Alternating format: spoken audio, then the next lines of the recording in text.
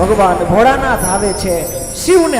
શિવજી સતીને હાથમાં લઈ અને ફરવા લાગ્યા છે. પતિના સ્વામી છે પત્નીના વિયોગમાં રડે તો કેમ સારું લાગે. આ ન ગયું નારાયણ ને. નારાયણ એમ કે આપણે મોહમાં રહી તો જગત કેમ મોહમાંથી નીકળે.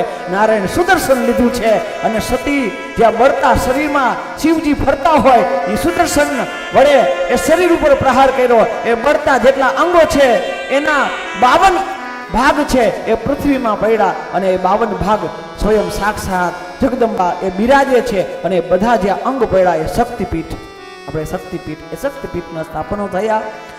બધા દેવતાઓ શિવનો ક્રોધ જોઈને ડરી ગયા અને ડરીને બધા બ્રહ્માજી પાસે ગયા. બ્રહ્માજીને કીધું હવે આને શાંત કરો. બ્રાહ્મણો ગયા શિવજી પાસે બ્રહ્માજી પાસે, હે આને શાંત કરો બાપા, આને શાંત કરો. તો પેલા પછી કે આને શાંત કેમ કરવા? તો બ્રહ્માજી કે જો દક્ષ છે ને મારો દીકરો હતો, મારો દીકરો યજ્ઞ કરતો હતો, હું ગયો નો ગયો. મારો દીકરો જ હતો યજ્ઞ કરતો નો ગયો. કારણ કે શિવ દ્રોહથી યજ્ઞ થતો.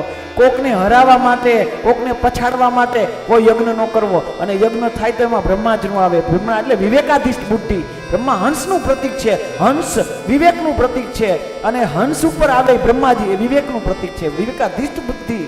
ક્યાં જાવું ક્યાં ન જાવું એ વિવેક છે. ન જવાય. હા, જ્યાં ત્યાં આમંત્રણ જઈને તો જેને તેને જ્યાં ત્યાં ન જવું. આ કથા એ શીખડાવે.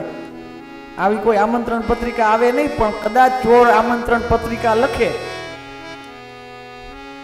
સહસાહસ સાથ જણાવવાનું કે આવતા મહિનાની આ ફલાણી તારીખે રાત્રિના 12 સમયે આપણે ખાતર પાડવા જવાનું છે. You are invited. તો આપણે શું જાશું?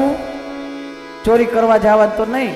અને કદાચ જાય ને પકડાઈ જાય અને પછી તમે એમ કહો કે અમે વી આર ઇન્વાઇટેડ, અમને તો કોકે આમંત્રણ દીધું એટલે આવ્યા છે. પોલીસ વાળા કે કાંઈ નહીં, વેલકમ, લોજિંગ ને બોર્ડિંગની સુવિધા અમે તમને પૂરી પાડશે.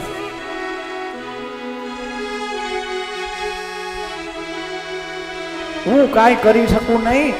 જેનો અપરાધ છે ત્યાં જાઉં તો કાંઈક થાય. અને બધા બ્રાહ્મણો જાય છે અને જય યજ્ઞના જેટલા બ્રાહ્મણ હતા એ બધા જાય શિવજી પાસે અને આવો બ્રાહ્મણ સ્તુતિ વંદના કરે, બ્રાહ્મણ મનાવે. આપણે પણ ભગવાન શિવને મનાવી. હે ભોળાનાથ, હે ઈશ્વર, આ તારી શરણમાં આવ્યાથી તું અમારો સ્વીકાર કર.